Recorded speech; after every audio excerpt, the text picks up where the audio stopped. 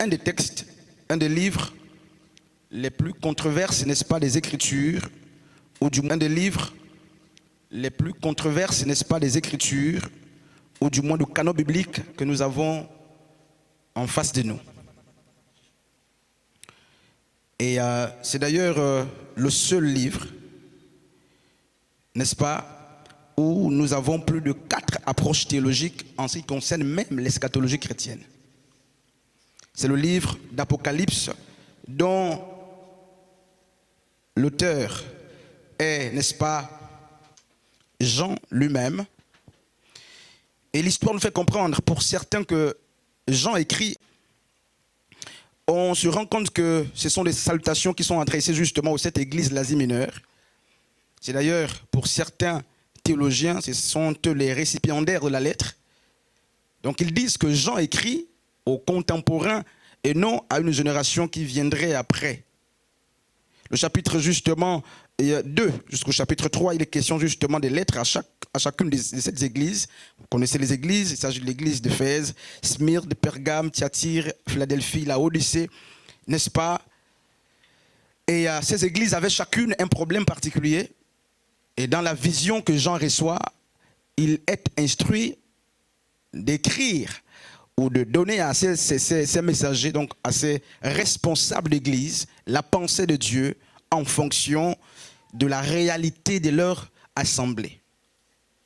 Dans le chapitre 4, on a donc la vision de la salle, du trône céleste et de ceux qui s'y trouvent. C'est ce que le frère Teddy nous faisait voir dans la lecture. Le chapitre 4 est consacré à une autre montée. J'en viens de la personne de Jean. Il est question de Dieu qui amène Jean à une autre sphère. Et avant de le transporter dans la sphère, il le fait voir une porte qui est ouverte, non pas dans les sphères terrestres, la porte est ouverte dans les cieux. Et parce que la porte est ouverte, parce que la compréhension des éléments qui étaient attachés justement à la dimension première, ou à la dimension du chapitre 1er, du chapitre 2 et du chapitre 3 était finie, et parce que Dieu voulait amener Jean à voir autre chose, à entendre autre chose, l'apôtre Paul dit justement qu'il s'agit des choses que l'œil n'a pas vues et que l'oreille n'a pas entendues. Dieu va demander à Jean, d'ailleurs le chapitre 4 commence par ceci, après cela, je regardais. Et le verbe est au passé simple, pourquoi? Parce que justement, il est question d'une action, mais je dirais ponctuelle, qui n'a pas eu de répétition après. C'est une seule action. Il regarde et il voit, il entend un son. Je ne suis pas encore au niveau du commentaire, justement, du chapitre 4e. Donc, Dieu prend Jean, qui a déjà vu plusieurs choses depuis le premier chapitre, depuis le deuxième chapitre, depuis le troisième chapitre. Dieu va le prendre pour le ravir et l'amener dans notre dimension de compréhension et de visibilité. Pourquoi? Pour que Jean voit, pour qu'il voit comme Dieu voit et pour qu'il voit ce que Dieu voit. Il est question donc de la perception et de la perspective. Jean doit voir, parce que dans la vision, il y a 7 dimensions. Nous avons parlé justement des 3 grands principes de la vision. Le principe de la mesure, le principe de la gravité, de l'anticipation. Et en ce qui concerne justement le principe de la mesure, pardon, de la gravité, nous avons dit justement que Dieu nous montre un élément autour duquel gravite toute la vision. Bref, le chapitre 5, c'est l'agneau seul, le lion de la tribu de Juda, n'est-ce pas, qui est le sujet ou l'entité digne d'ouvrir le livre. Dans le chapitre 5, il est question justement des lamentations de toute la terre. Je prends justement les terminologies du livre. Toute la terre se lamente au sujet, n'est-ce pas, d'un livre qui ne peut être ouvert. Lequel livre porte à l'intérieur et même à l'externat ou à l'extérieur des éléments très importants pour la vie, pour certains de l'humanité, pour d'autres justement du monde juif. Et la personne de Jean est donc le sujet que Dieu a utilisé alors qu'il était en prison sur l'île de Patmos, presque vieux.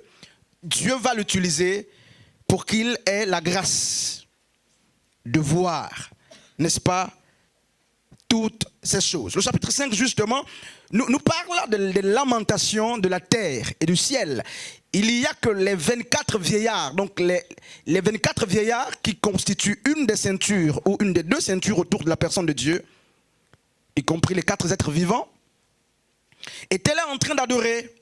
Jean monte et il va voir ce livre et les lamentations de toutes les tribus au sujet justement de l'ouverture. Pourquoi? Mais le ciel cherchait quelqu'un qui était digne pour ouvrir le livre. Et quand vous prenez l'expression digne, ça signifie capable. Quelqu'un qui est digne, c'est quelqu'un qui est capable, qui a du répondant. Ce n'est pas quelqu'un qui a trouvé grâce. Donc Jésus n'est pas quelqu'un qui a trouvé grâce pour ouvrir le livre. Jésus est quelqu'un qui a été trouvé digne, c'est-à-dire qu'il avait en lui, n'est-ce pas, des aptitudes qui l'amenaient à ouvrir le livre. Les autres ne les avaient pas. Mais on ne va pas étudier justement les caractéristiques qui amènent Christ à être la personne digne. Bref, nous allons donc, frères et sœurs, parler de la thématique qui est là. Monte ici. Tenant et aboutissant pour une nouvelle connaissance et une graduation. Amen. Je vais m'efforcer à rester, n'est-ce pas, vraiment calme pour ce départ. C'est pourquoi presque tout est arrêté pour que mieux on soit compris. Alors je prendrai le soin de faire justement un exercice, n'est-ce pas, de définition autour de 3 expressions très importantes. Voici la première, c'est le verbe monter. La deuxième expression qui fera l'objet de définition, c'est l'adverbe ici. Avant qu'on ne voit l'expression monte ici et les contours, n'est-ce pas, qui s'y trouvent. Monter, c'est un verbe du premier groupe, je pense que les étudiants le savent.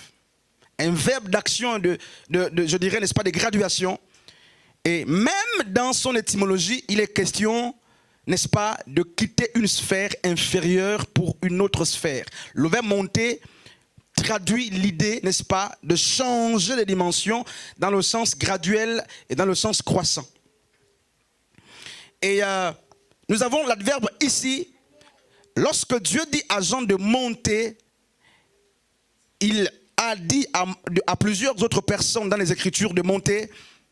Mais la particularité que certaines personnes à qui Dieu a démonté, c'est que le verbe monter est accompagné d'une autre expérience ou d'un autre terme. Dieu dit à Jean, monte ici. Ici, c'est un adverbe de lieu. Très souvent aussi, et petitement un adverbe de temps. Mais c'est rare qu'il soit un adverbe de temps. Ici, c'est un adverbe de lieu.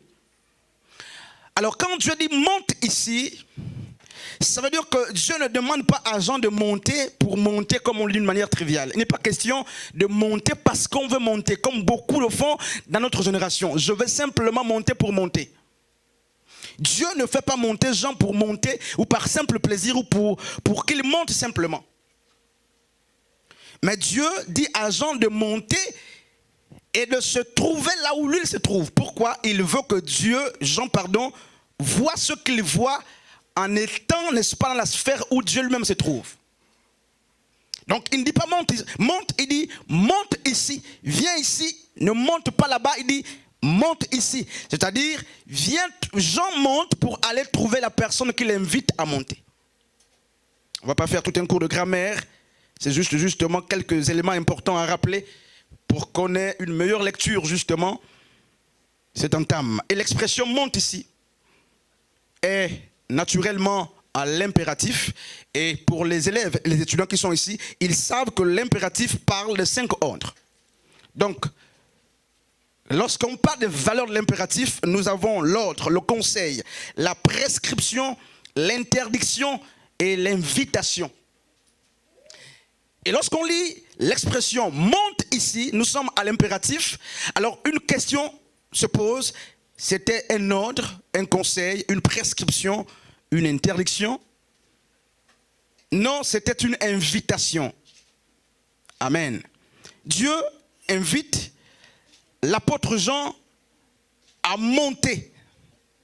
Et c'est pourquoi nous aimons le texte de l'Apocalypse 3:20 qui dit « Voici, je me place ou je me tiens à la porte et je frappe. Celui qui entend ma voix et qui ouvre, j'entrerai chez lui et tout ce qui suit. Nous allons souper, mon père et moi, nous allons demeurer avec lui et souper avec lui. C'est une invitation à monter. Alors, que se passe-t-il? Commençons par ici. Il se passe que l'apôtre Jean est presque dans sa vieillesse mourante. Il est au soir de sa vie, à l'apogée de sa vie. Non seulement il est au soir de sa vie, Jean est dans des conditions qui, semble-t-il, ne sont pas favorables pour adorer la personne de Dieu. Jean est en prison. Donc Jean n'est pas comme toi et moi nous qui sommes libres. Parce que très souvent nous avons besoin d'assez de liberté pour écouter, pour voir Dieu, pour adorer même Dieu. Certains auteurs disent qu'il était presque aveugle. Aveugle, il parle de la cécité, n'est-ce pas, mais physique, mais sur le plan spirituel, Jean voyait. Donc il est en prison d'abord, il faut le rappeler, c'est très important. C'est sur l'île de Patmos, en prison. Alors que le peuple se mourait et se lamentait au sujet des événements à venir. Le verset 19 de Jean chapitre 1er dit « Viens, je te montrerai les choses qui sont et qui viendront ». Mais en fait, il semble que c'est le verset capital. L'Apocalypse parle de 3 grands moments. Des choses qui étaient, qui sont et des choses qui devaient venir. Lorsque ce texte est écrit, c'est pour nous situer sur des choses qui étaient, qui sont et qui devaient venir. Du moins, je me place justement au 1er siècle dans le contexte de l'épître. Alors, le peuple est dans une stigmatisation. Les Romains piétinent Dieu. Et Israël, quand vous lisez Matthieu chapitre 23, n'est-ce pas, est dans une souffrance. Jésus a promis de détruire la ville. Même Matthieu chapitre 24. Mais aucun prophète n'a l'exactitude justement des choses que Dieu fera. Et que se passe-t-il? Mais Dieu va prendre un des apôtres qu'il aimait beaucoup, parce que Jean-Jacques et Pierre font partie des personnes qui ne quittaient presque pas l'agneau de Dieu, donc Yeshua, dans des missions, peu importe, même lorsqu'ils se comportaient mal, comme sur la montagne de la transfiguration, Yeshua va les amener pour qu'ils lui apportent de l'aide, n'est-ce pas, pour surmonter l'épreuve qui arrive. Ils vont dormir. Donc Jean fait partie justement des alliés faibles, n'est-ce pas, autour de nous. Yeshua voit l'agonie s'approcher et il se dit, il me faut m'entourer de frères qui soient capables de m'aider à surmonter l'agonie et d'attendre en paix.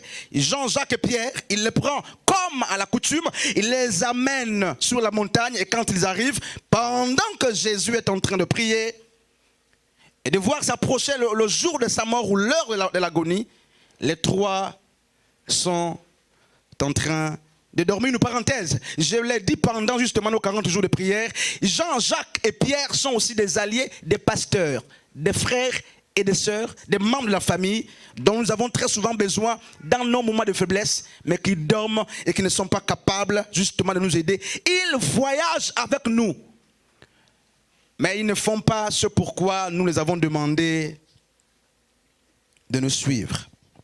Je ferme la parenthèse ici, je laisse des points de suspension pour que ça soit justement une parabole et une interpellation spécifique pour nous qui écoutons. Alors Jean a la vieillesse. Et le peuple se lamente. Jean commence à voir, depuis le chapitre 1er comme je disais. Il reçoit les salutations et il reçoit un message qu'il faut transmettre aux églises. Donc Jean ne commence pas à monter dans le chapitre 4. Depuis le chapitre 1er, Jean a des visions.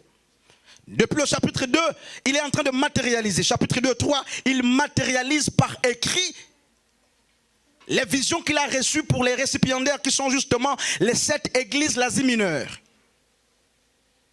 Donc Jean ne monte pas dans le chapitre 4. Je préfère le dire pour ceux qui viendront après moi. Parce que chaque fois que nous avons une vision, nous avons effectué un mouvement de montée. Ça veut dire que l'esprit est monté pour voir des choses qui ne sont pas justement terrestres, ou du moins qui ne sont pas visibles, lorsque nous restons attachés à notre dimension corporelle, naturelle et terrestre. Jean voit. Et il voit même les églises. Il voit les recommandations ou les griefs, je dirais mieux les blâmes, justement, que Dieu fait aux églises qui se mouraient pour la plupart dans le péché, sauf quelques-unes comme l'église de Philadelphie, et parmi tant d'autres. Donc c'est un homme de vision qui a commencé à voir à qui Dieu va dire monte ici. Mais avant qu'on ne voit le monte ici, il est important qu'on comprenne justement ce qui amène Jean à monter. Pourquoi Jean doit monter? Je disais justement dans l'intercession de ce matin que lorsque vous lisez les Écritures, il y a en gros 7 fois où le ciel a été ouvert. 7 fois, sinon plus, mais j'aurais retenu 7 fois. Et je me présenter quelques-unes de ces fois. Justement, d'abord dans Genèse chapitre 28, le ciel s'ouvre lorsque Jacob est en train de fuir Ésaü son frère. Il arrive à un lieu où Abraham, son père, le patriarche, est déjà passé, qu'il va par suite appeler Bethel. Là, le ciel s'est ouvert. Pourquoi je donne justement ces textes ou ces passages? Pour qu'on comprenne justement qu'il y a plusieurs réalités qui amènent le ciel à s'ouvrir. Le ciel ne s'ouvre pas toujours pour maudire, pour juger ou pour bénir. Tout dépend de la situation ou du contexte pour lequel le ciel s'ouvre pour vous. Dans Ézéchiel chapitre 1er, le verset 1er, Ézéchiel, semble-t-il, est emprisonné. L'esprit même est emprisonné. Et Ézéchiel va voir le ciel s'ouvrir. Et il va voir naturellement, n'est-ce pas, une consolation. Il va recevoir là même un message de restauration. Plus tard, le ciel va aussi s'ouvrir, je vais très vite, avec la personne d'Étienne dans Actes chapitre 6, Actes chapitre 7. Étienne est, n'est-ce pas, à la pause de sa vie. Et Étienne prêche un message qui ne plaît pas justement aux gens autour de lui. Ils vont le crucifier, le lapider. Mais avant de mourir, Étienne a aussi vu le ciel s'ouvrir.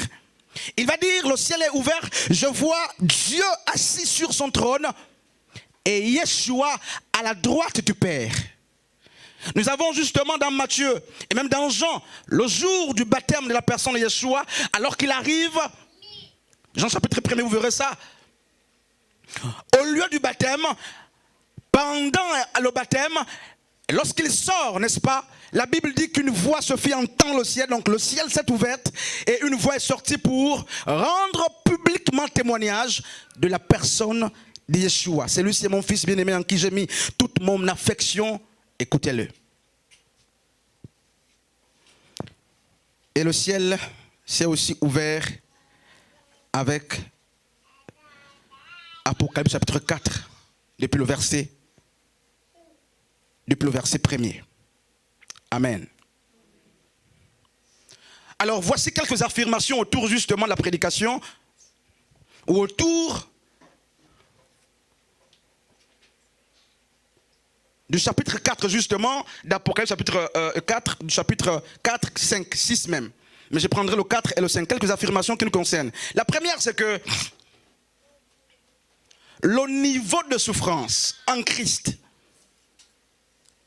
ne peut et ne saurait constituer un obstacle pour quiconque veut monter ou veut voir des choses.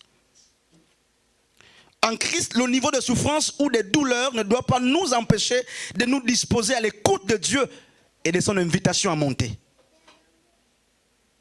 Jean était en souffrance, Jean était vieux, il était dans les douleurs, mais rien n'empêche Jean d'être disposé à écouter Dieu. Et ça vient rejoindre ou réconforter le cœur et s'aligner avec le témoignage ou la parole d'encouragement de l'ancien Astrid. Jean n'était pas disposé comme nous en toute liberté. Jean est en prison dans des conditions de douleur et de souffrance. Même s'il faiblissait sur le plan littéral et linéaire, corporel et physique, Jean a toujours laissé son esprit disposé à l'écoute de Dieu. Combien parmi nous sont-ils encore capables d'écouter Dieu dans des moments de souffrance? Je dirais mieux, combien sont-ils encore capables de se disposer à écouter Dieu ou de se disposer à ce que Dieu dit alors qu'ils n'ont pas bu, ils n'ont pas mangé, ils n'ont pas d'emploi, ils sont, semble-t-il, persécutés. Peu importe justement la zone d'origine de vos persécutions. Non, plus personne, frères et sœurs, dans notre génération, ne veut être disposé comme Jean. N'avez-vous pas remarqué que nos souffrances nous empêchent même de nous disposer à la prière, au jeûne, à la méditation? Demandez à quelques-uns autour de nous, nous dirons, nous avons fait un jeûne ici de quelques jours, 40 jours par là, 35 ou 40 jours. Et je vous raconte justement l'anecdote. Une sœur avait perdu une carte. La carte Knamges. Au début du jeûne. Et elle cherche la carte qu'elle ne trouve pas. Qui plus est, c'était même pas sa carte aussi. Hein, pour la mère, certainement. Elle ne trouve pas la carte. Nous sommes au début du jeûne. Et elle dit, parce que je ne trouve pas la carte là, j'arrête le jeûne.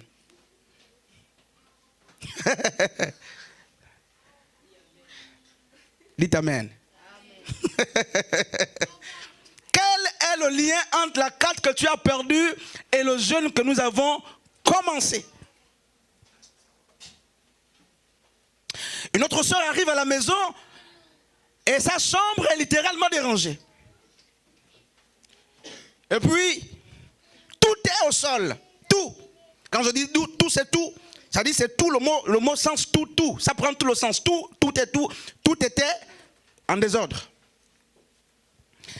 Fatiguée de l'exercice de la journée, mais la sœur arrive, nous avons culte ici, ou enseignement, je ne sais plus quoi, un programme. Mais quand la sœur arrive à la maison, les conditions dans lesquelles elle a vu ses avoirs ou ses choses n'ont pas plu qu'elle a dit « je ne viens plus ». Pour ne citer que ça. Quel est le lien entre ce que vous avez vu et l'adoration qui revient à la personne de Dieu? Bref, c'est dire que très souvent, il nous est difficile de nous disposer à écouter Dieu lorsque nos cœurs, n'est-ce pas, sont butés par les réalités extérieures. Et quand vous voyez les gens adorer, prier avec insistance, force, jeûner, très souvent vérifier, soit ils ont le salaire qu'ils ont pris, ça fait quelques jours, soit le congélateur est plein, soit la relation amoureuse est bonne, soit il y a une bonne nouvelle qui est donnée, qu'on a communiquée, soit il y a eu la moyenne. Bref, on tourne autour de ça. Très souvent, l'intensité dans les choses spirituelles varie ou dépend, n'est-ce pas, des conditions, l'état dans lequel nous nous trouvons. Mais Jean se dispose à écouter Dieu, même en prison, même sur l'île de Patmos, comme la personne de Joseph qui s'est disposé à faire le service d'un serviteur, même en prison. Dites Amen. Donc Jean devait décider que même si ma liberté était limitée dans la prison, mon esprit et mon âme devait naturellement rester libre pour écouter la personne de Dieu. Je disais qu'on pose les fondements de l'enseignement. Monte ici, on verra l'articulation tout à l'heure. Une autre vérité, c'est que celui à qui on demande de monter était déjà monté ou transporté, car on ne peut voir une vision sans être déjà en hauteur. Jean à qui le Seigneur dit monte ici dans Apocalypse 4 depuis le verset 1er était déjà monté ailleurs. Je vais insister et vous verrez pourquoi. Jean n'était pas à sa première montée dans Apocalypse 4. Dans Apocalypse 1, il monte en esprit. La preuve, il voit Yeshua qui a reçu du Père les choses à communiquer au peuple. Et Dieu va faire grâce à Jean de comprendre certains mystères. J'aimerais rappeler au passage que tous les mystères de l'Apocalypse ont été expliqués, n'est-ce pas, à celui qui les a montrés à Jean. Après qu'il montrait, il prenait le soin d'expliquer ce que Jean ne comprenait pas. Donc l'Apocalypse s'explique par l'Apocalypse. Tout est expliqué. Le mystère justement de cette sceau, de cette douleur, le mystère de la femme prostituée, n'est-ce pas? Le mystère du nom nouveau, tout est expliqué. Le mystère de l'épouse, des noces, tout est expliqué. Alors que se passe-t-il, frères et sœurs? On apprend que Jean est monté dans le chapitre 1er. Il reçoit l'exaltation pour l'église. Dans le chapitre 2, ce qu'il a vu lorsqu'il monte, c'est ce qu'il adresse dans le chapitre 2 et 3 à l'église. Celui qui est monté ici était déjà monté. Bref, je vais ouvrir une parenthèse.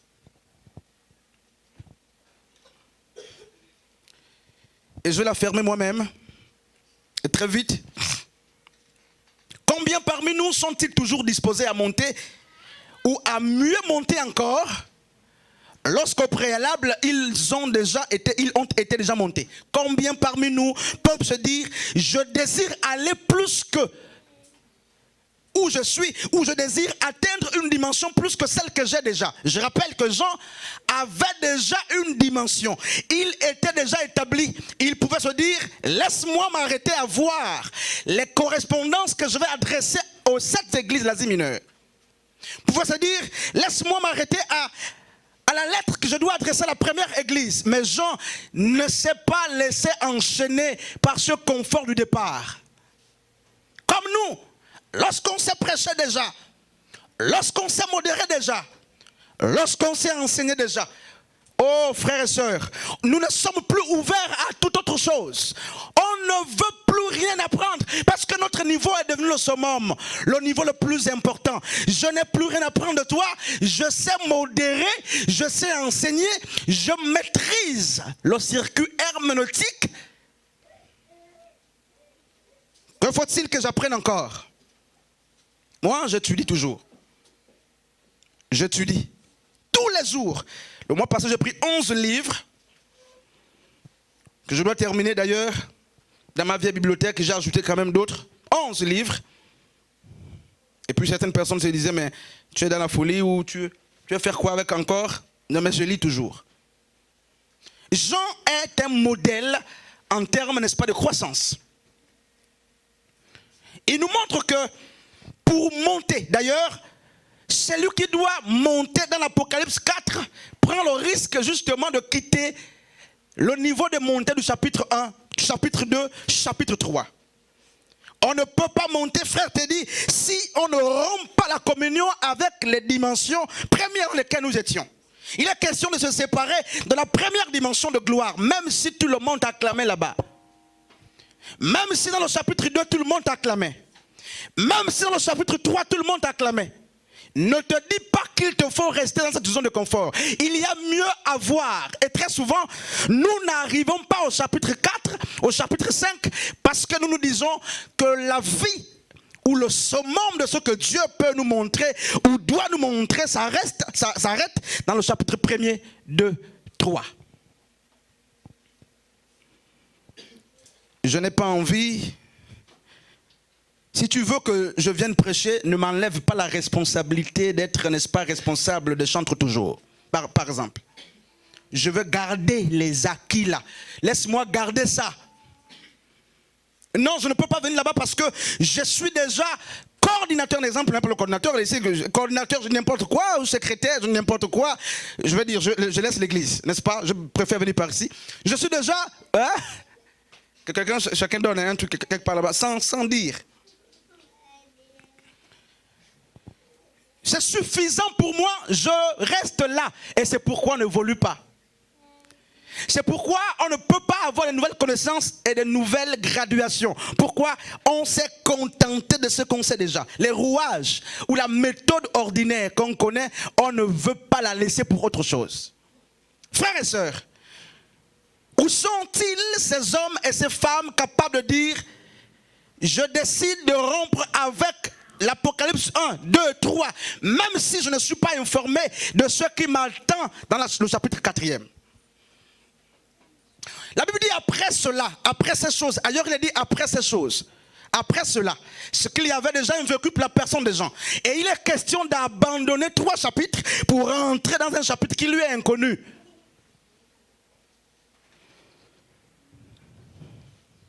Dites aujourd'hui aux gens, rompons ici, allons chercher à louer ailleurs. Frère, dites-le même ce matin.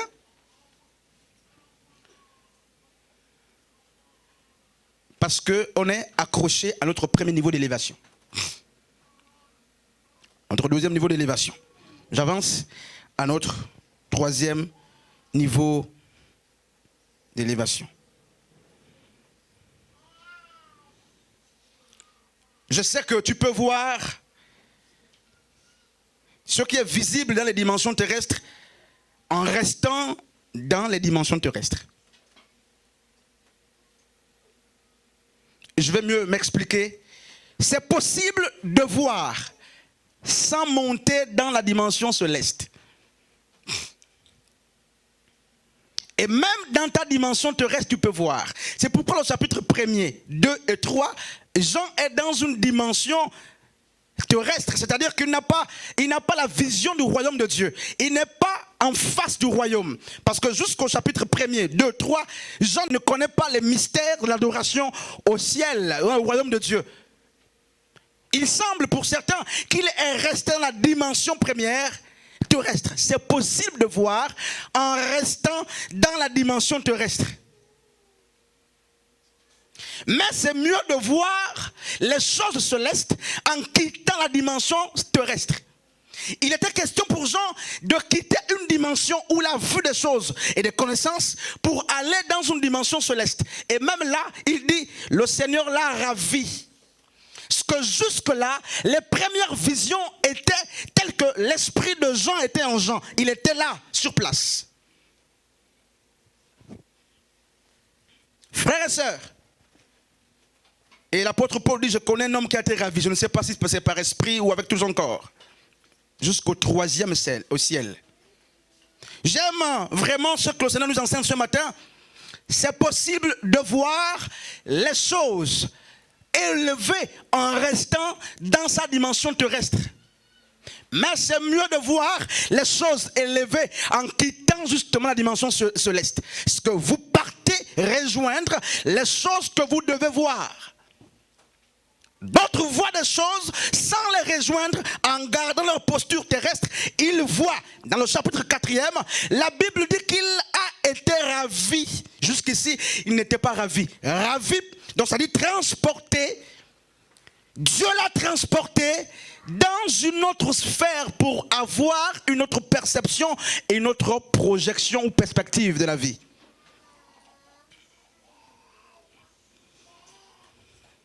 Il dit au verset 2e du chapitre 4.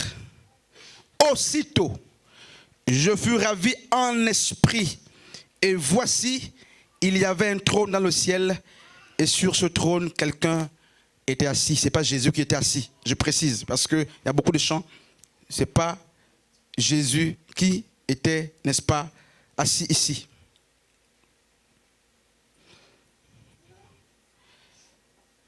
Aussitôt, il a été ravi. Après quoi? Qu'est-ce qui se passe-t-il? Mais il se passe que Jean, au chapitre 4e, va voir une porte ouverte dans le ciel. On finit bientôt, je sais. Et c'est la porte ouverte qu'il voit dans le ciel. C'est vers cette porte justement que le Seigneur va l'amener. C'est pourquoi je disais en amont justement que monter est une bonne chose. Bien monter est une autre chose.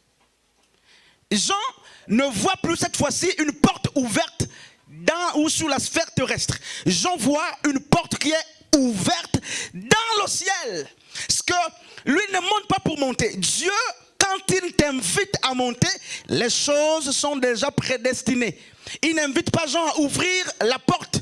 Il montre une porte ouverte, mais la condition pour la passer, c'est de monter. Qui doit monter? C'est une invitation. Comme nous aujourd'hui. Je mets un point et j'ouvre une parenthèse. Frères et sœurs, lorsque tu regardes, qu'est-ce que tu vois? Dans 1 Roi chapitre 18, il y a un homme qui s'appelle Élie, qui avait pendant 3 ans et demi refusé, n'est-ce pas, à la pluie de tomber, à sa parole. Et la Bible dit, quand vous lisez depuis le verset 30 jusqu'au verset 42 par là, la Bible dit que le temps était arrivé pour lui de restaurer la pluie. Et que se passe-t-il? Vraiment, si vous prenez le soin de lire, la Bible dit, Élie va dire à Akab, monte pour... Quelqu'un ouvre justement ce texte, certainement pour ne pas lire, mais pour qu'on reste en face. Il va dire Akab monte pour manger et pour boire. Et je souhaite justement qu'on tombe sur ce texte pour les questions de vérification et d'authenticité de ce qui s'est dit. Quelqu'un a la page?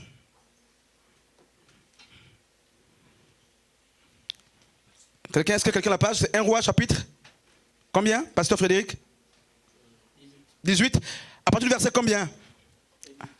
Non, c'est mieux qu'on aille au verset 40. Qu'est-ce qu'il dit? 1 Roi 18, à partir du verset 40. Oui. Saisissez les prophètes de Baal. Non, plus loin, donc plus loin. 42. Oui. Akab monta pour manger. Écoutez frère, on répare au verset, oui, 41. Et Élie dit à Akab, Élie dit à Akab, monte, monte, mange et bois. mange et bois. Car il se fait un bruit qui annonce La pluie. Oui. Verset 42. Oui. Akab monta pour manger. Akab monta pour manger et pour boire. Mais Élie monta au sommet du Carmel. Au sommet du Carmel. Et se penchant contre terre, il mit son visage entre ses genoux. Et dit à son serviteur, monte. Monte. 3 montées jusqu'ici, sans vous interrompre. Il y a 3 personnes qui montent. Vraiment, frères et sœurs, c'est le temps qui nous manque. Mais nous aurons des prochains jours pour appuyer les choses. Ils sont 3 qui montent. Pendant ce temps, nous prépare justement Nombre chapitre 13. La Bible dit dans 1 Roi 18, depuis le verset 41, que 3 personnes sont montées. La première, c'est Akab le roi. La deuxième, c'est Élie le prophète. La troisième, c'est le serviteur d'Élie. Avec 3 trajectoires ou 3 réalités différentes. La première personne qui est roi pour les hommes monte pour manger et pour boire. La deuxième personne monte pour adorer Dieu. Et la troisième personne monte pour faire quoi? Pour aller justement regarder si ce que la deuxième personne voyait, que les autres ne voyaient pas, était en manifestation. Je m'arrête d'abord par là. Frères et sœurs, homme de Dieu, le tout n'est pas de monter, je disais. Mais il nous faut interroger ce qui se fait lorsqu'on monte. Et sur quoi nous montons? Ils sont montés sur la même montagne, permettez justement la redondance. Sur le même mont, la même colline. Ils étaient 3, mais chacun avec une perception spécifique et une perspective particulière. Il y a ceux qui montent pour manger et pour boire. Frères et sœurs, c'est ça que Dieu me siffle. Monter pour manger et pour boire. Vous pouvez monter pour manger et pour boire, c'est-à-dire pour nourrir la chair. La chair ne se nourrit donc pas seulement lorsqu'on est en bas. Même lorsqu'on est dans les jeûnes, là, quand on fait des jeûnes, là, il y a ceux qui montent pour manger et boire. Ils ne mangent pas littéralement, ils ne boivent pas littéralement, ils montent avec nous, mais ils mangent et ils boivent. Ce qu'ils montent et ils satisfont littéralement leur chair. Simplement, ces gens n'ont aucune vision, aucune perception, aucune perspective. Ils ne verront rien et ils ne voient rien. Ils pourront manger jusqu'à finir même ce qu'ils mangent. Akab était monté pour manger, pour boire. Et toi? Il y a des Akab parmi nous. Je suis sur la montagne, je suis en jeûne, je suis en prière, je suis à la prière, à l'enseignement, je suis comme on dit couramment, je suis sur la montagne, je me retire pour 4 jours, je suis à la montagne, mais comme Akab, pour manger et pour boire. Et tu ne descendras que avec la nourriture et le boire. Si tu ne finis pas ça sur la montagne, là-bas, tu descendras avec ça certainement. Ce que tu descendras avec la chair, nourrie. Il y a des choses dans les Écritures, frères. À côté d'Akab, il y a un autre qui monte. C'est Élie. Élie ne monte pas pour manger et pour boire. Homme de Dieu, frères et sœurs. Élie monte pour adorer. Il monte La Bible dit qu'il avait les genoux au sol et les pieds entre les genoux. C'est la position hébraïque pour l'adoration, frères et sœurs. Où sont les Élis? Où est la génération d'Élie qui ne monte pas pour manger, pour boire, mais qui monte pour attendre l'accomplissement? Non, je dirais mieux, qui monte pour attendre la manifestation de ce que les gens ne voyaient pas. Qu'est-ce qui se passe? Mais Élie voyait le retour de la pluie. Akab ne voyait pas. Le peuple ne voyait pas. Même le serviteur d'Élie ne voyait pas. Et je voudrais qu'on continue la lecture. Homme de Dieu, pardon.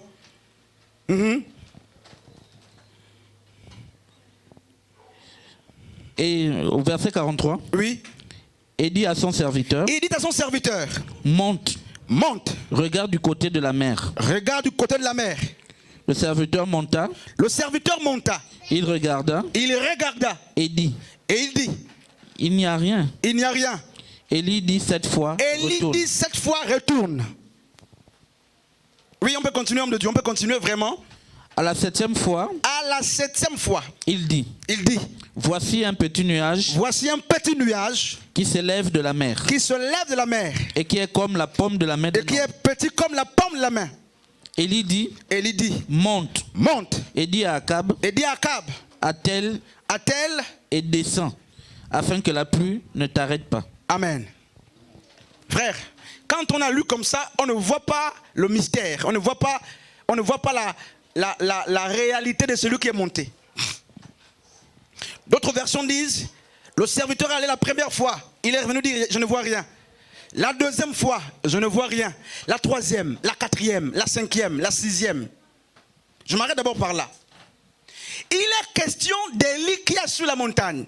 Et il est question d'un patriarche qui envoie sur la base d'une parole prophétique. Élie n'est pas en bas, Élie est monté. Il est dans une position élevée en esprit et il dit au serviteur, va. C'est que Élie voyait déjà dans son esprit et par la foi le petit nuage, ou du moins le retour de la pluie. Mais autour d'Élie, il n'y a aucune pluie. Akab ne voit pas la pluie, le serviteur d'Élie ne voit aucune pluie. Mais que se passe-t-il? Mais en fait, il se passe que c'est quelqu'un qui est monté, qui ne fait que reprendre le même exercice. Peut-être que tu comprendras quand tu seras à la maison. Va, tu verras, je ne vois pas. Va, tu verras, je ne vois pas. Va, tu verras, 6 fois durant. Beaucoup parmi nous auraient dit, mais qui est cet homme de Dieu qui me dit d'aller, de voir et je ne vois pas? Élie, descends de la montagne, tu n'es pas sur la bonne montagne. Peut-être que tu es dans le péché même. Les mystères de ceux qui sont montés. Parce que même quand tu es monté, le travail de la foi ne finit pas parce qu'on est monté. Hommes et femmes de Dieu. Même dans les sphères les plus élevées, on a toujours besoin de manifester la foi. Et Élie pouvait se dire, je descends. Ça fait 4 fois que j'envoie mon serviteur. Il peut me remettre en question ma montée, mon autorité, ma paternité, ma foi, ma vigueur spirituelle. Élie a gardé la même position comme Samuel à Mitzpah.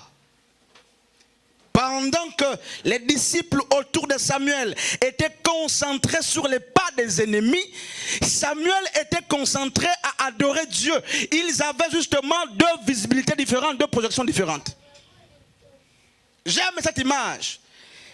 Ils étaient plus conscients que l'ennemi arrivait. Samuel était plus conscient d'adorer Dieu. Il est conscient que l'ennemi arrive, mais plus conscient d'adorer Dieu.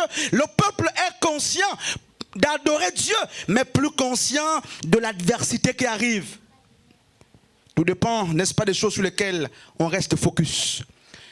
Et le serviteur aussi pouvait se dire de l'autre côté, l'homme de Dieu n'a jamais bien vu, il ne voit pas. Il ne voit pas. Il me dit de prier pour cette situation. Ça ne marche pas. Il me dit encore, ça ne marche pas. Le pasteur Frédéric te dit, prie pour ton mal de dos. Prends une bouteille d'eau, je dis n'importe quoi. Tu bois, tu finis, tu dis je finis même. Non, tu dis j'ai bu jusqu'à la moitié, il dit non, fini. Tu dis j'ai même fini. c'est pas parti. C'est encore là. Demain, te dit, va encore prendre la bouteille d'eau. Tu dis, j'ai fini même, j'ai même voulu prendre une deuxième ou une troisième bouteille pour finir. J'ai fini. Il n'y a toujours rien. À la troisième tentative, certainement tu diras, l'homme de Dieu ne voit pas clair. Frères et sœurs, ce message est très fort pour ceux qui seront disposés à comprendre. À la quatrième tentative, tu diras, le pasteur Frédéric, donc sur le plan spirituel, n'a pas vu. Comment peut-il me demander une action 4 fois? Dieu doit dire une fois et la chose arrive. Pourquoi 2 fois, 3 fois, 4 fois? Ça prouve qu'il y a un fond. Il y a un fond. Mais non. Le problème, frères et sœurs, c'est que lorsque nous on est montés dans certaines situations ou dans certaines sphères, il se passe que nous perdons la visibilité ou la vision de la foi. La foi ne peut pas cesser parce qu'on est monté. Chaque niveau d'évolution, de graduation avec la personne de Dieu implique toujours la foi. Même quand tu es monté, sache que pour voir les choses qui gravitent autour de la dimension dans laquelle tu te trouves, il faut toujours la foi. Dieu te promet un emploi. Il te dit, tu verras quelqu'un venir vers toi pour l'emploi. Quand tu verras cette personne, c'est l'emploi. Tu vois, tu dis, mais elle est là, mais l'emploi est où? Et tu as cessé de manifester la foi. Non. C'est que la foi doit t'accompagner jusqu'à ce que tu trouves ce que Dieu t'a promis. Pas seulement en chemin. On ne s'arrête pas en chemin avec la foi. Frères et sœurs, c'est pourquoi nous avons dit pour certains, va à la maison, prie pour ton dossier, va le déposer. Et la personne est allée, la personne a prié, elle n'a pas déposé. Et elle veut voir la foi. Nous avons dit à certains, va à la maison, vous verrez la première pluie, lave-toi sous la première pluie. La personne est partie après le bain, elle a dit, je vais voir ce que je dois voir, ce que le pasteur a dit là. Je me suis lavé sous la première pluie, je n'ai rien vu. Mais qui t'a dit que ça devait s'arrêter à la première pluie? Frères et sœurs, nous avons dit aux personnes ici, l'huile qui t'a touché par les mains va plaquer cette dernière sur un corps malade. Tu es parti, tu as plaqué une fois, il n'y a jamais eu la guérison. Tu es venu me dire au pasteur, depuis que j'ai mis l'huile là, il n'y a rien, même rien pas. Frère, Dieu m'a dit, je pense que je veux finir quelque part, hein, on va abréger, 12h14, avant 30, peut-être qu'on va finir, c'est le début. Un jour, je marchais avec le frère Yann, le frère Orphée et notre frère, notre sœur, on était quelque part au Carrefour. Et une maman qui faisait des gâteaux prophétise sur moi à distance, elle ne me connaît pas, elle prophétise par la langue. Elle dit, tu auras une popularité. Est-ce que tu connais Jackson? Je dis oui. Et par la langue, les gens nous ont entourés. Tu auras une popularité comme celle de Jackson. Une femme viendra, et ça j'ai vu, une femme va bâtir l'œuvre. Beaucoup d'autres choses. C'est une femme qui va bâtir l'œuvre. Tu seras dans tu auras un grand peuple. Vous connaissez la foule qui est autour de Jackson, Michael Jackson. Parler en langue, parler en langue, elle a fini, je suis parti. Et puis ça fait 4 ans, 3 ans, tu vois que le peuple là, c'est pas le peuple de Jackson qui est là. Et puis tu te dis, mais elle avait menti ou elle avait l'émotion. Et c'est là le problème. Tu te dis, mais Jackson, c'était la foule. Mais c'est quelle foule de Jackson qui est là? Hein? Filmez-moi un peu le peuple là, papa. Pour les Anglais. Tu auras un grand peuple autour de toi, comme Jackson. Elle a prophétisé devant les païens, les musulmans, les gens, les frères étaient même les témoins. Elle faisait les gâteaux. Mais ça fait 1 an, ça fait 2 ans, ça fait 3 ans. Tu aimerais voir l'accomplissement ou la manifestation justement des paroles qui ont été libérées. Mais il n'y a pas. Mais qu'est-ce qui se passe-t-il? Et puis un jour, l'image m'est revenue à l'esprit. Je dis, mais Seigneur, au fait, tu te souviens que tu avais dit que tu vas envoyer une femme? Depuis là, même pas une femme même qui a un jet privé dans l'église. Rien du tout. C'est quelle femme? Je ne connais pas. Est-ce qu'elle est là? Elle va grandir pour avoir l'impact? Je ne connais pas. Est-ce qu'elle viendra avec déjà tout? Je ne connais pas. Mais je sais une chose. Habakkuk dit, si la promesse tarde, attends-la. C'est la seule chose que je sais. Cette parole est certaine. Et qu'est-ce qui se passe? Les gens pour qui de telles paroles ont été libérées, très souvent et fort souvent, manquent de travailler, de continuer de faire ce qu'il faut pour arriver, n'est-ce pas, à concrétiser ce qui a été proclamé sur eux. C'est pourquoi nous, très souvent, après les prophéties faites, on s'assoit au premier niveau de la prophétie et on s'arrête. On dit, je suis monté, j'attends que les choses s'effacent. Elles ne se feront jamais. Jésus va prier pour quelqu'un qui est aveugle, il impose les mains ici. Rien ne se fait. Vous connaissez l'histoire? Le grand Yeshua prie pour un malade à la première intention. La personne ne guérit pas. Et il va cracher à même le sol, il va prendre la boucle, il va malaxer et il va mettre à ses yeux. La personne ne guérit pas toujours. Est-ce que Jésus a échoué? Il y a un problème. Est-ce que la guérison de ce monsieur-là était dans la rivière? Et Jésus va dire donc, va te laver là-bas. Donc les deux tentatives n'ont pas donné la guérison. Il y a quel problème à ce niveau? C'est les prémices. Frères et sœurs, quand Dieu te fait monter, même quand tu es déjà monté, même dans ton ascension, n'est-ce pas? N'oublie pas la foi. Amen. N'oublie pas de garder la foi. N'oublie pas de continuer de manifester la foi. Alors Jean monte, je vais finir quelque part ici, on va continuer certainement dimanche prochain. Jean monte, la Bible dit après ces choses, une voix se fit entendre et lui dit, monte ici. Et Jean monte. Il a été ravi et il monte. Alors regardez ce qui se passe. Avant d'articuler justement, peut-être la dernière vérité sur plusieurs, hein, il se passe que Jean, lorsqu'il monte, la première chose que Jean voit, c'est quoi? Qu'est-ce que Jean voit dans son ascension? Lorsque Jean monte, il y a plusieurs choses, justement dans la dimension ou la sphère où il se trouve. Mais il se passe qu'une chose qui était primordiale et primaire attire l'attention de Jean. Ou du moins, c'est la chose la plus importante qu'il nous faut voir, peu importe le niveau d'élévation à lequel nous sommes. Le trône de Dieu et Dieu assis sur son trône. Qu'est-ce que je dis? Jean pouvait d'abord voir les 24 vieillards ou les 4 êtres vivants.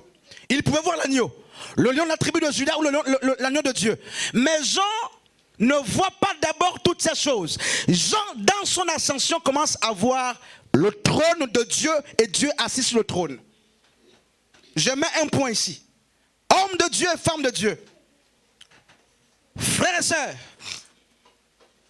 lorsque tu montes, ou lorsque tu es monté, qu'as-tu commencé de voir? Qu'est-ce que tu commences à voir lorsque tu montes? C'est là le problème. Parce que les 24 vieillards, les 4 êtres vivants, le livre, l'agneau et tous les anges, frères et sœurs, sont autour du trône de Dieu. Ça veut dire que le trône de Dieu est, n'est-ce pas, le centre de gravité de toute montée pour ceux qui sont en Christ. Lorsque Dieu te fera monter, est-ce que tu vas continuer ou commencer de voir le trône de Dieu? Ou est-ce que tu verras autre chose d'abord? Il y a des personnes qui ne peuvent pas monter parce que Dieu sait que quand elles monteront, elles ne verront pas d'abord le trône. C'est-à-dire que le fait de voir le trône, c'est en fait d'une manière prophétique, c'est mettre Dieu en priorité. Dieu doit rester prioritaire.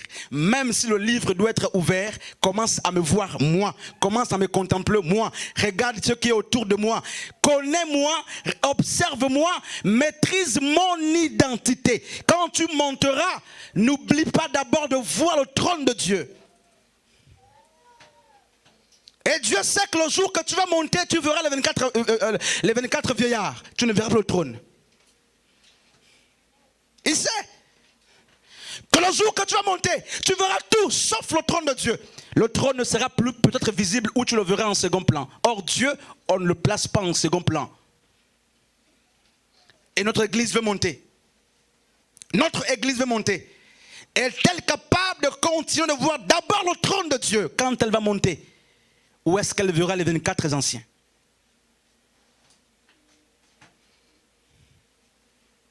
Et là, il y avait 25 anciens normalement. 24 au ciel, un qui est parti du ciel pour le ciel. De la terre pour le ciel, Jean. Donc 25 anciens. J'étais maintenant 25 anciens. Et c'est d'autres anciens, merci Père, vous voyez ce qui se passe? C'est d'autres anciens qui étaient mieux renseignés que l'ancien qui est venu de la terre au sujet de l'ouverture du livre. Ça, on verra ça peut-être dimanche prochain. Un ancien parmi les anciens, mais les anciens qui étaient déjà là-bas étaient informés au sujet du livre et de l'agneau. Mais un ancien pleurait.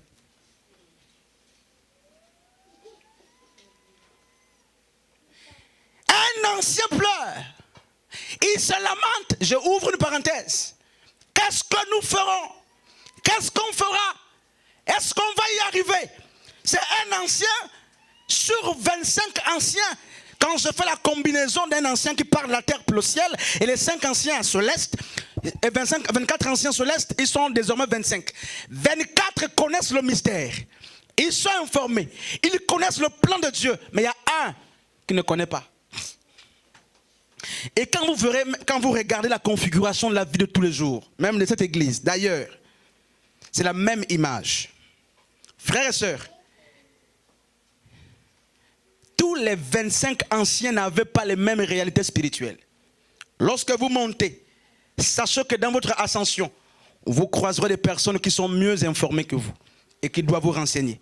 Ce n'est pas Dieu qui a dit à Jean, voici le lion de la tribu de Juda et l'agneau de Dieu. Non, frères et sœurs. C'est Dieu qui fait monter Jean. Mais la suite du mystère est détachée et par les anges et par justement un ancien comme Jean. Même dans votre ascension, ne pensez pas que Dieu suffira ou il suffirait ou il va suffire. Sachez que lorsque vous monterez, certainement pour l'ouverture du sceau, des 7 sceaux ou des autres réalités, il vous faut un ancien. Une autre compagnie que la personne de Dieu. Le problème, c'est que quand nous montons, nous pensons que Dieu va se révéler avec une grosse barbe. Dieu viendra nous parler. Dieu viendra nous instruire. Mais la Bible dit que c'est un ancien qui instruit un ancien au ciel. Monte ici. Je mets un point ici. Je vais fermer la parenthèse. On s'arrête normalement par là aujourd'hui. Frères et sœurs, dans Nombre chapitre 13, si j'ai bonne mémoire,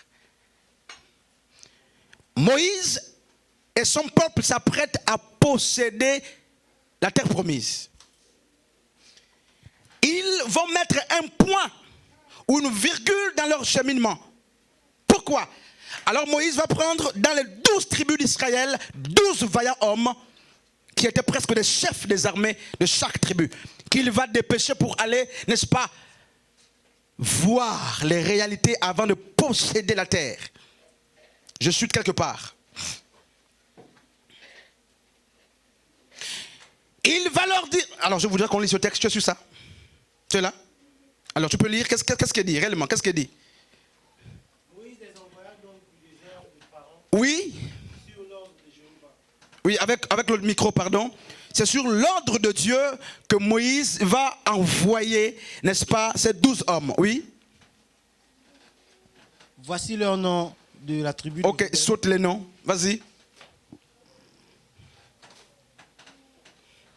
Quand Moïse les envoya pour explorer le pays de Canaan, Oui. alors il leur dit, montez ici. Écoutez frère, écoutez frère.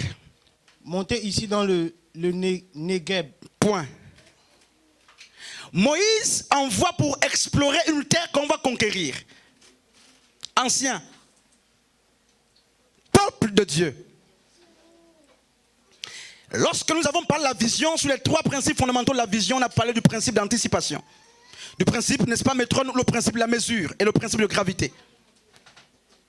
Nous avons dit justement, pour ce qui concerne le principe d'anticipation, que vous possédez ce que vous voyez. Ce que Dieu vous montre vous appartient. C'est pourquoi la Bible dit les choses cachées sont à Dieu et les choses révélées sont à nous. Alors Moïse a reçu de Dieu la promesse de la terre promise ou de Canaan. Et il se passe que avant justement de fouler les pieds sur la terre que Dieu a promis de leur donner, Moïse envoie 12 vaillants hommes pour explorer. Le mot explorer, qu'est-ce qu'il signifie? Qu'est-ce que le mot explorer signifie?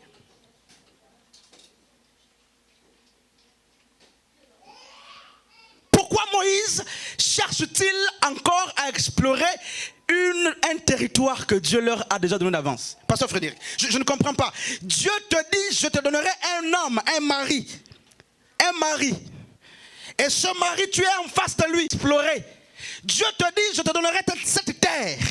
Mais Moïse dit, je ne peux pas fouler les pieds sur la terre. Quand bien même Dieu me l'a promise, il me faut l'explorer. Frères et sœurs, je vais m'arrêter par ici, mais laissez-moi encore 2-3 minutes justement pour qu'on comprenne une réalité.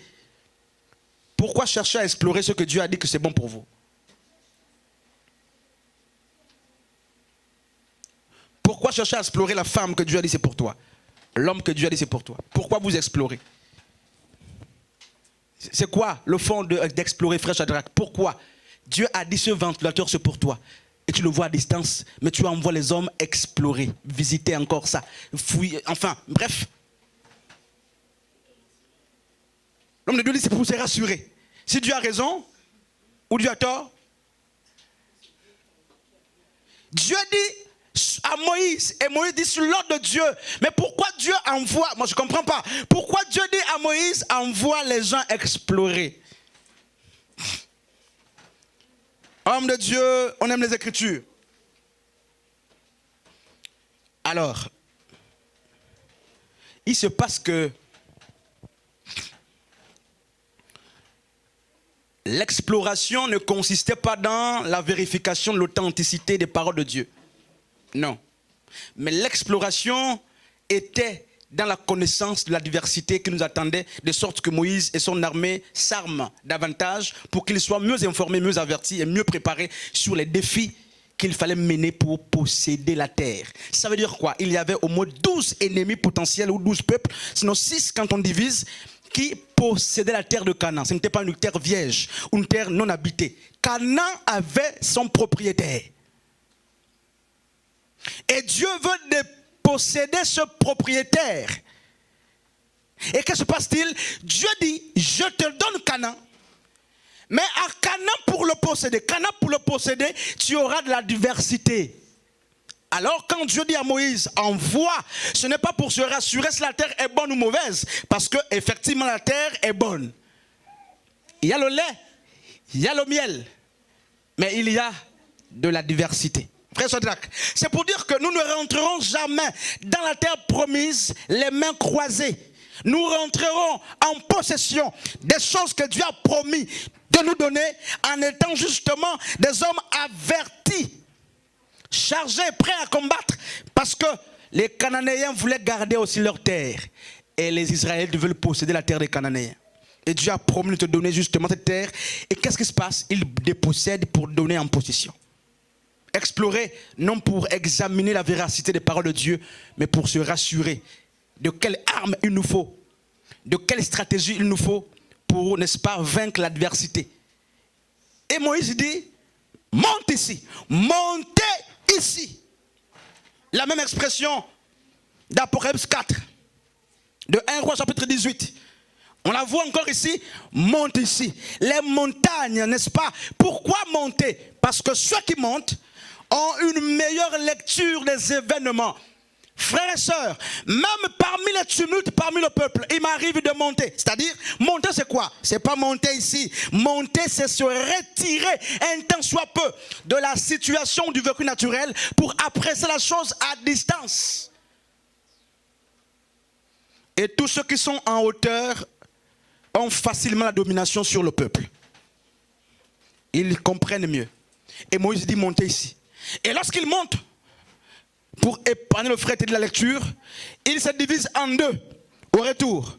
Tous contemplent la terre que Dieu a promis de donner, et tous ont un point de vue commun, un point culminant ou un dénominateur commun, c'est qu'effectivement, c'est un pays où coule le lait et le miel. Mais la divergence se trouve au niveau qui suit.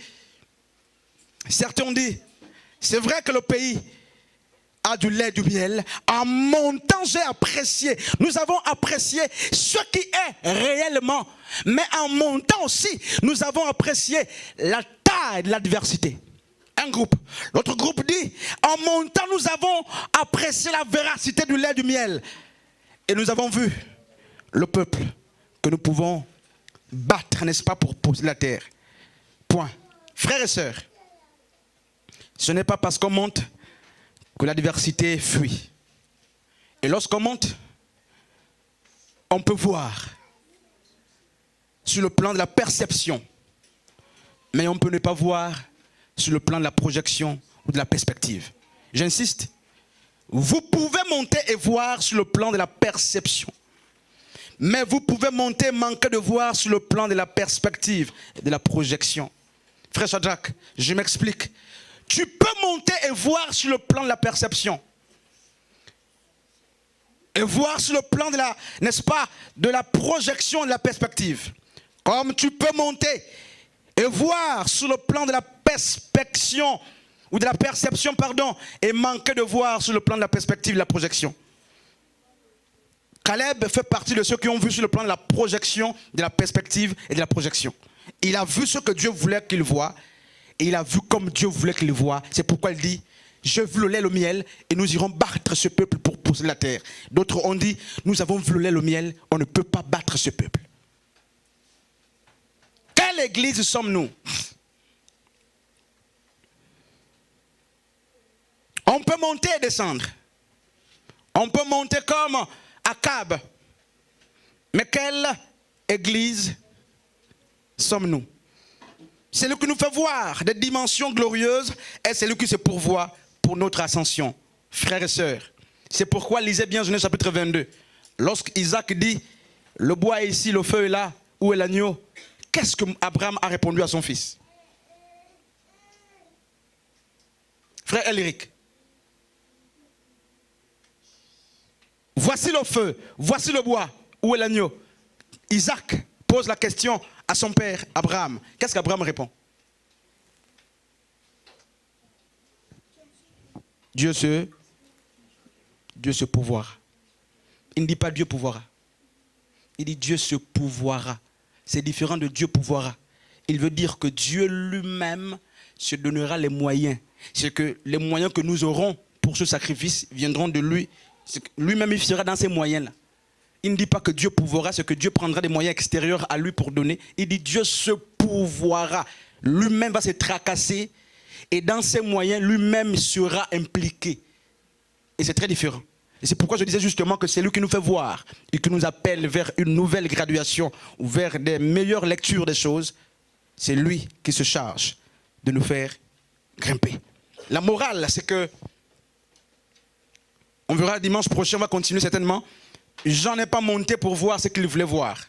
Jean est monté pour voir ce que Dieu voyait et ce que Dieu voulait qu'il voie. Et quand tu monteras, ou lorsque nous monterons, voyons ce que Dieu veut qu'on voit. Jean n'est pas descendu les bras croisés comme ce peuple à côté de Caleb. Jean est descendu avec les instructions qu'il a communiquées. Et si nous voulons aussi monter, hommes et femmes de Dieu, prenons les dispositions qu'il nous faut pour monter. On ne monte pas par la prédication seulement. On monte par plusieurs éléments.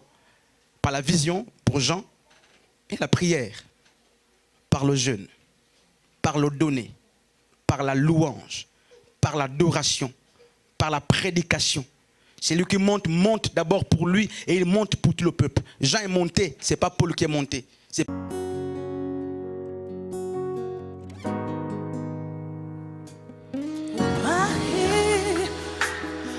touching every heart. I worship you. I worship you. You are here, healing every heart. I worship you. I worship you. You are here, touching every heart. I worship you. I worship you. Waymaker, miracle worker, promise keeper, light in darkness. My God, there is